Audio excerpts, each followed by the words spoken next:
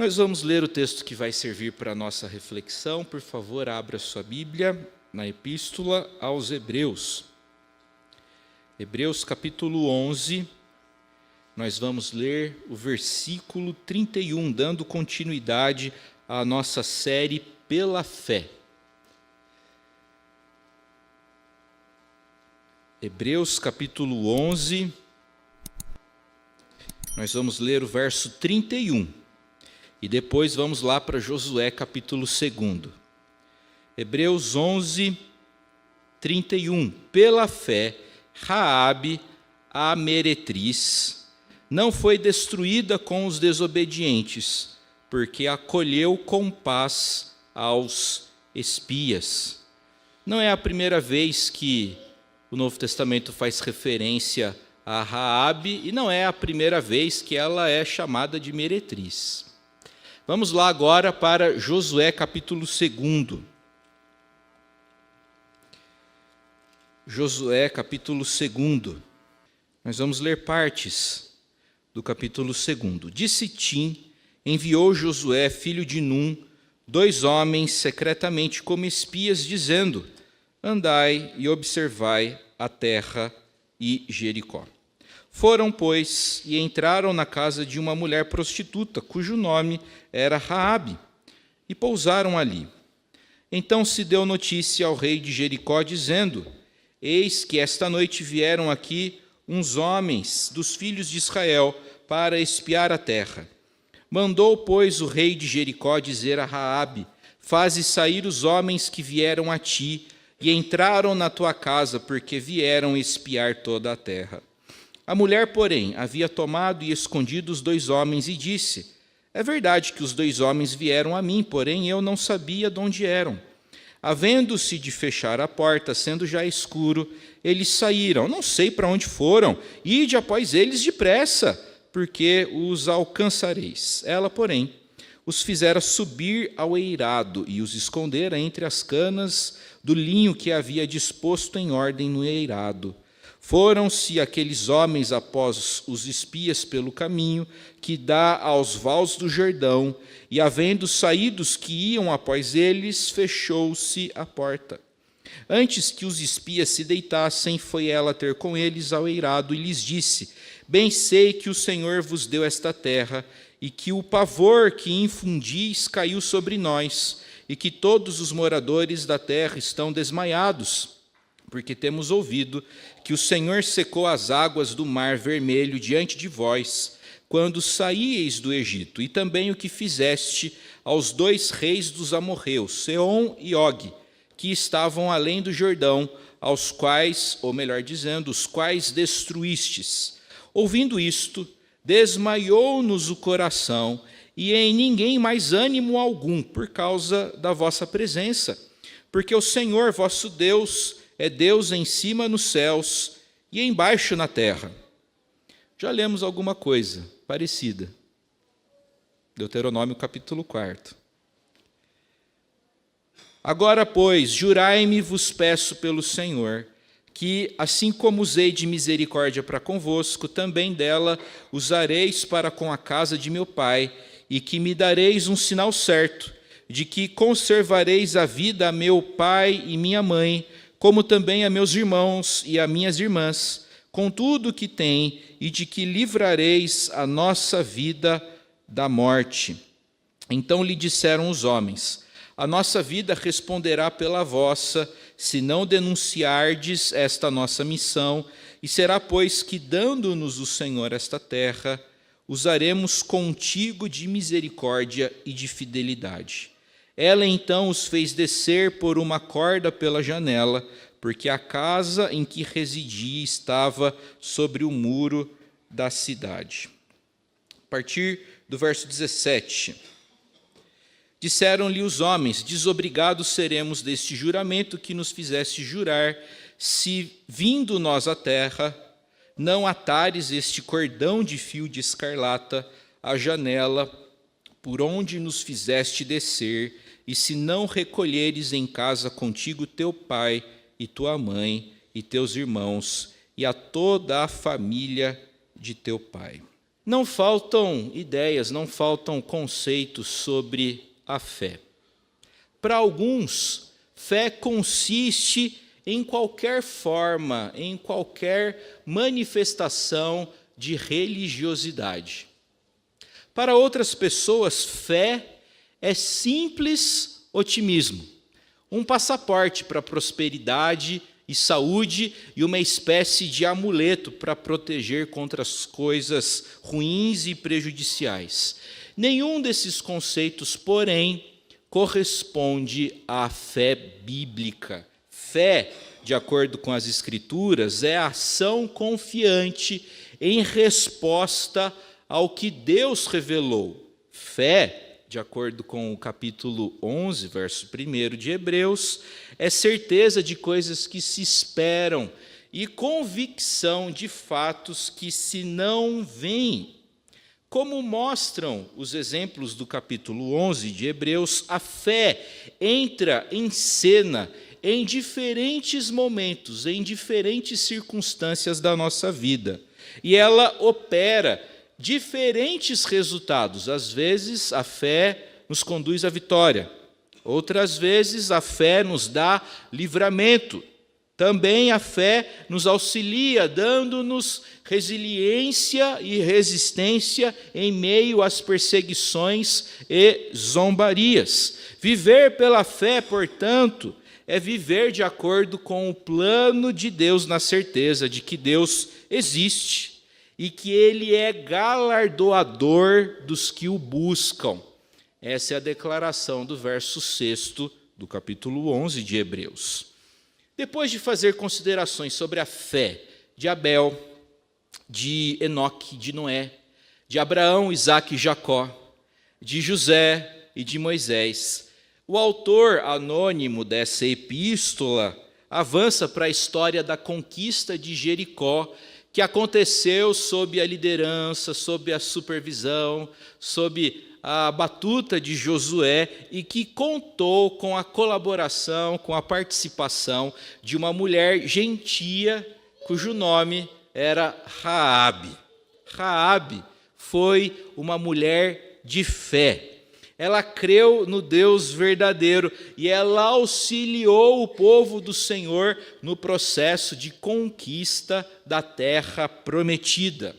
Essa história é contada para nós com mais detalhes, com mais pormenores no livro de Josué. O que a fé despertou em Raabe? O que Raabe fez, motivada, mobilizada pela fé? Eu quero conversar com vocês a respeito disso nessa ocasião. Em primeiro lugar, pela fé, Raabe resolveu cooperar em vez de atrapalhar. Gente, essa lição é oportuna para nós todos. É preferível cooperar do que atrapalhar. É preferível auxiliar a sabotar. É preferível ajudar a criticar. O autor de Hebreus afirmou que Raabe não foi encontrada entre os desobedientes. Os moradores de Jericó são chamados pelo autor de Hebreus de gente desobediente. E ela não foi destruída em virtude do seguinte motivo: porque acolheu em paz aos espias. Ou seja, Raabe lutou com Deus e não contra Deus. Raabe lutou com o povo do Senhor e não contra o povo do Senhor. Raabe escolheu cooperar em vez de atrapalhar.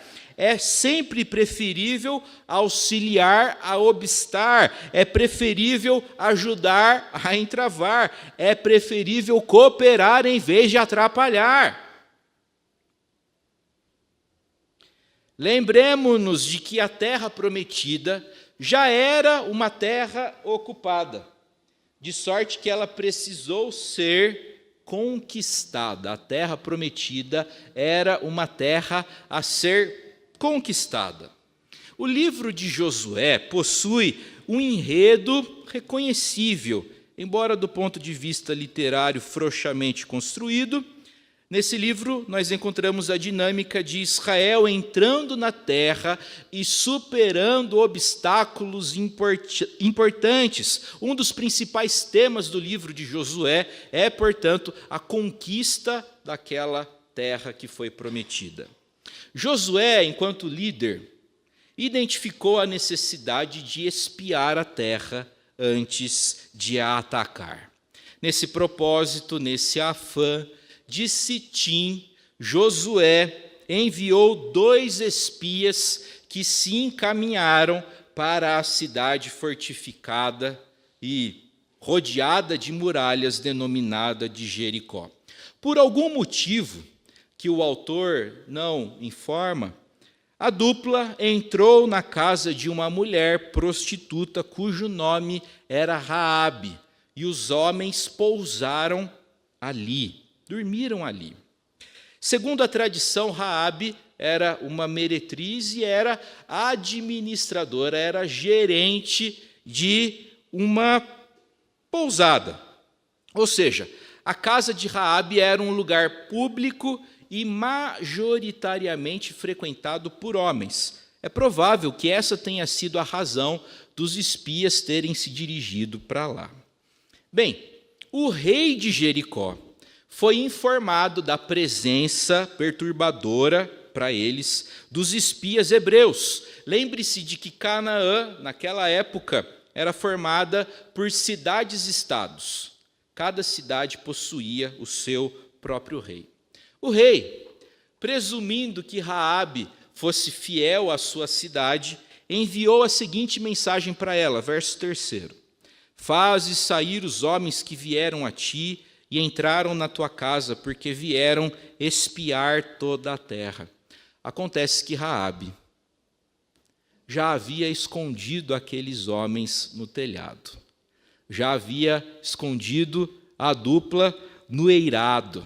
Raabe, pela fé, certeza do que não se vê, certeza do que se espera, resolveu se arriscar para proteger a vida daquela dupla de espiões hebreus. Raabe admitiu que estrangeiros estiveram ali, mas disse que não conhecia a identidade deles e que haviam partido antes do anoitecer e do fechamento dos portões.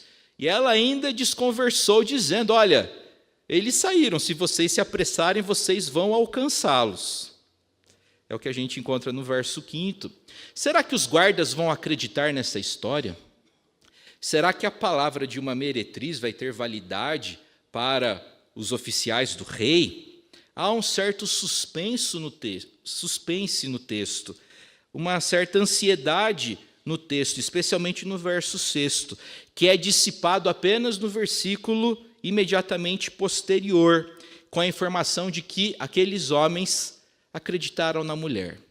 E eles foram pelo caminho que dá aos vales do Jordão. A narrativa não declara de forma explícita que os espias eram objeto do cuidado especial de Deus. Todavia, é estranho que guardas reais tenham acreditado naquela história e não tenham insistido no sentido da realização de uma vistoria. O fato é que a Bíblia é sempre econômica nas indicações da orientação divina, porque a Bíblia parte do pressuposto de que há um Criador, um Redentor, um Deus que é cheio de graça, misericórdia, um Deus que é providente, isto é, por trás de toda casualidade, eventualidade e aparente coincidência, há sempre a soberania e a sabedoria de Deus. Raabe mentiu na cara dura, não é verdade? Raabe mentiu e os guardas acreditaram nela. E os espias foram salvos. Note que o autor não justifica nem condena a ação de Raabe. Ele não tem interesse nessa discussão. Não é necessário desculpar nem condenar Raabe, afinal de contas, é possível que ela não tivesse conhecimento dos padrões éticos que Deus deu para Israel. Ou pode ser que ela tenha feito uma escolha ética. Talvez para ela salvar uma vida era mais importante do que o dever de falar a verdade. Pode ser que ela não soubesse que mentir é pecado, ou pode ser que ela tenha feito uma escolha ética, no sentido de procurar o bem maior e o mal menor. Ou seja, a mentira de Raabe pode ter acontecido pela ausência daquilo que a gente chama hoje de ética, ou por conta da presença daquilo que a gente chama de ética. Guimarães Rosa, o escritor, certa vez afirmou o seguinte: o amor somente para dizer maior verdade. O que você acha dessa frase de Guimarães Rosa? O amor somente para dizer maior verdade. Bem, não é o meu ponto discutir a questão da mentira de Raabe, mas registrar que Deus soberanamente usou essa senhora no processo de conquista de Jericó.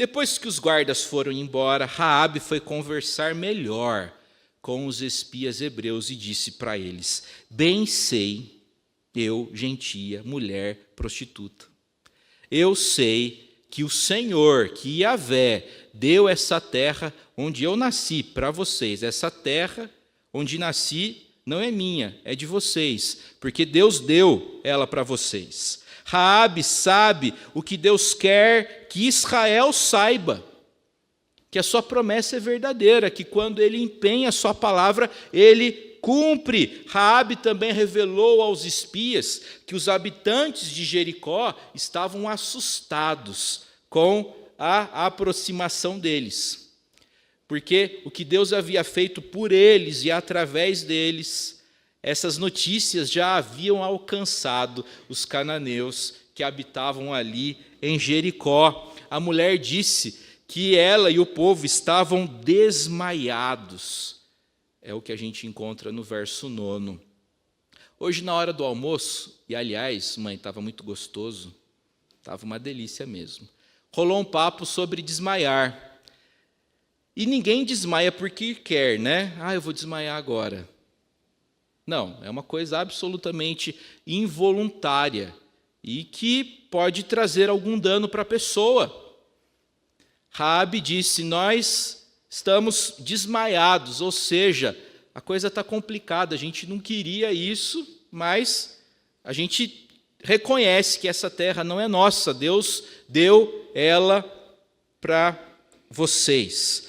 A causa do conhecimento de Raabe, bem como do pavor dos demais cananeus, consiste nas notícias que eles estão recebendo aos montes. E ao receber essas notícias, a mulher avalia e ela discerne, e ela conclui: o Deus de Israel é o Deus verdadeiro. Porque essa história de mar se abrindo, desse exército israelita ter vencido e superado os amorreus, só o Senhor pode fazer algo assim. E ela declara: o Senhor vosso Deus é Deus em cima nos céus e embaixo na terra. Repare que Raabe reconhece Deus da maneira como ele requeria de Israel. O reconhecimento de Raabe é o reconhecimento que o Senhor esperava do próprio povo de Israel, conforme lemos em Deuteronômio 4, verso 39. Raabe, pela fé, pede para que aqueles espias usem de misericórdia para com ela, que usou de misericórdia para com eles. Veja lá verso 12. Jurai-me, vos peço pelo Senhor, que assim como usei de misericórdia para convosco, também dela usareis para com a casa de meu pai. Raabe quer salvar a si. E Raabe quer incluir outros. Ela deseja que a bênção do Senhor, que a salvação do Eterno alcance também a sua família, seu paizinho, sua mãezinha, seus irmãos e irmãs, seus sobrinhos. Raabe deseja essa salvação E esse juramento, uma vez consumado, servirá como um sinal de garantia de que ela e toda a sua família serão, sim, preservados com vida até o momento do ataque a Jericó, que vai acontecer oportunamente. Enquanto os espias descem a muralha através de uma corda, lembremos-nos de que a casa de Raabe estava localizada na muralha. O seguinte trato foi feito. Raabe deveria deixar um cordão de fio de escarlata, uma cordinha vermelha. Esse cordão deveria estar pendurado na sua casa e ela deveria manter toda a sua família dentro daquele ambiente. E ela não poderia denunciar a tarefa dos espias. Se essas condições não fossem observadas, o trato feito seria desfeito. O juramento perderia a sua validade. Raabe acolheu em paz os espias. Raabe lutou com e não contra o Senhor. Raabe cooperou em vez de atrapalhar. Raabe não considerou os espias como inimigos, mas como verdadeiros agentes de Deus, e essa percepção é atribuída à sua fé. Pela fé, a mulher cooperou em vez de atrapalhar. Meu irmão e minha irmã, é preferível sempre cooperar a atrapalhar. A segunda lição que a gente aprende com o texto. Aquela mulher experimentou salvação em vez de destruição. Pela fé, Raabe, a meretriz, não foi destruída com os desobedientes. Em vez de experimentar destruição, a mulher e sua família experimentaram salvação. Raabe creu no Deus de Israel. E olha, ela não recebeu nenhuma promessa de salvação, nenhum evangelho de fé e arrependimento, e nenhuma segurança de aceitação. Ela apenas ouviu o que Deus estava fazendo fora dos limites de Jericó. A sua confissão de fé foi baseada nas obras de Deus. Raabe creu em Deus e confiou nele para livrá-la da destruição do seu povo e de sua cidade. Raabe creu em Deus e experimentou salvação. Como cananeia, é altamente provável que ela cultuasse divindades outras. É altamente provável que ela, como seus pares, adorasse a Baal, o deus da fertilidade, o deus da chuva, e a sua consorte, a deusa Azerá, considerada deusa da mãe terra. Contudo, com base nos relatos do avanço de Israel rumo a Canaã, Raabe mudou de ideia, reconhecendo que só existe um Deus. Quando nós avançamos para o final do capítulo 6, nós verificamos que Josué, depois que as muralhas ruíram e depois que o início da conquista começou a se dar, ele manifestou preocupação com o juramento que fora feito a Raabe. E ele deu a seguinte instrução, verso 22 do capítulo 6. Entrai na casa da mulher prostituta e tirai-a de lá com tudo quanto tiver, como lhe jurastes. Repare que a casa de Raabe se transformou num espaço de salvação. E eu queria me concentrar nisso daqui, nesse Deus que transforma histórias, nesse Deus que transforma ambientes. Eu fico pensando em quantos homens não estragaram a sua vida naquele local, se perdendo por conta da prostituição e da malícia. Aquele era um ambiente carregado. Quantos casamentos não foram prejudicados por conta da prostituição? Quantos sonhos foram estragados por conta da malícia daquele local? Quantas meninas não foram vítimas ali?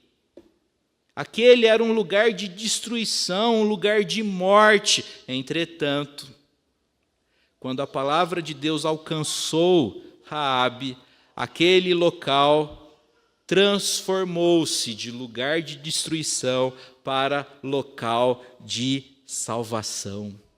Aquele local outrora caracterizado pelo pecado, pela malícia, pela destruição, tornou-se espaço e ambiente de salvação.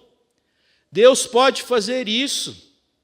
Deus pode transformar histórias, Deus pode transformar ambientes. Um local cheio de maldade, de imoralidade, transformou-se, transmutou-se em espaço de salvação e de esperança. Todos os que estavam ali dentro foram salvos, não porque eram melhores, mas porque creram, porque acreditaram, porque depositaram a sua fé no Todo-Poderoso Deus. Raabe foi salva e ela foi transformada pelo eterno Deus. Depois da conquista de Jericó, Raabe se casou. Ela rompeu com o passado, vida nova. Ela se casou com um senhor chamado Salmão, da tribo de Judá. E quando ela deu à luz, ela chamou o menino de Boaz, que mais tarde veio a ser o resgatador de Ruth. Gente, Raabe é a tataravó de Davi. Acho que é tataravó. Eu li lá, acho que é tataravó. Enfim, o nome dela aparece na genealogia de Jesus Cristo. Isto é, Deus, para estabelecer o seu propósito redentor, para a realização da sua vontade redentora, usou a vida dessa senhora de passado duvidoso, de passado comprometido. Entretanto, a sua história e a história da sua família, essas histórias foram transformadas pelo poder da palavra do Senhor. Raabe foi a única mulher citada nominalmente na galeria dos heróis da fé que nós encontramos em Hebreus capítulo 11. Raabe foi salva, ela creu no Senhor e as consequências da sua escolha repercutiram dentro de casa. Hoje de manhã a gente falou sobre isso. Hoje à noite é a versão feminina da história. O que as mulheres fazem também repercute dentro de casa. A Escritura afirma que a mulher sábia edifica o seu lar e a insensata destrói. O que você, mulher, tem feito? Você está construindo ou está destruindo? Raabe construiu. Raabe construiu. A mulher foi salva e sua família também. Quem crê em Cristo experimenta a salvação. Como lemos lá no Evangelho de João, capítulo 5, verso 24. Em verdade vos digo, quem ouve a minha palavra e crê naquele que me enviou tem a vida eterna. Não entra em juízo, mas passou da morte para a vida. Eu quero concluir lembrando vocês de que o livro do Êxodo, Tiago, a epístola de Tiago, a epístola aos Hebreus, esses 3 livros chamam Raabe de meretriz. Eles insistem em lembrar os leitores do passado de Raabe. O fato é que Deus não muda o passado. Deus não muda o nosso passado, mas Deus redime o nosso passado. O passado não muda, mas é possível sermos perdoados. Deus redime o nosso passado, Deus redime as nossas lembranças, Deus redime as nossas memórias, as nossas afeições. Deus não muda o passado, mas Ele o redime. E Deus muda sim o presente e o futuro. É o que o Senhor fez na vida dessa senhora. Deus mudou o seu presente e o seu futuro. A mulher não permaneceu no pecado, ela não prosseguiu na maldade, ela não persistiu na malícia. Não, a mulher foi salva, constituiu família e fez parte da história da redenção através de Jesus Cristo. Eu quero finalizar essa meditação recuperando e dividindo com vocês a bonita e mística poesia de João da Cruz, dizendo que o caso de Raabe é o caso da amada já no amado transformada. São João da Cruz encerra um de seus poemas com essa afirmação: da amada já no amado transformada. Raabe é essa amada que no amado foi transformada. A sua história pode ser transformada. Aliás, tem muita gente aqui com história transformada. Deus tem transformado histórias, Deus tem transformado famílias aqui. E eu tenho tido a alegria e a satisfação de, como pastor, testemunhar isso.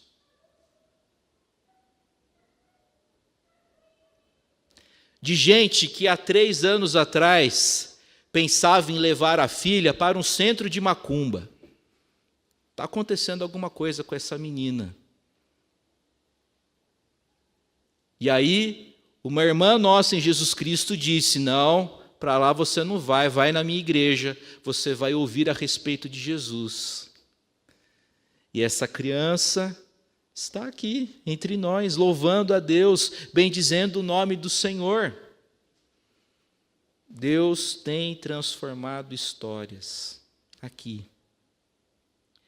Ambientes carregados, cheios de malícia, cheios de destruição, podem ser mudados.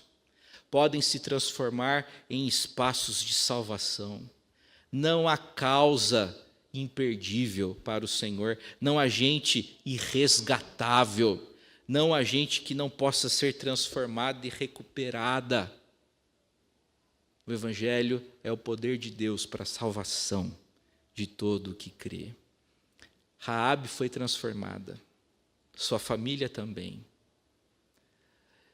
Deus deseja abençoá-lo, transformar a sua família e usá-lo a fim de ser o agente dele para a transformação de outras histórias. Raabe é a amada, já no amado, transformada.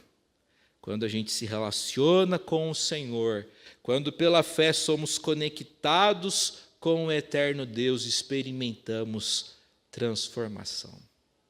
Que o bom Deus abençoe você, o seu casamento, seus filhos, sua família, sua rua, seu bairro, em nome de Jesus.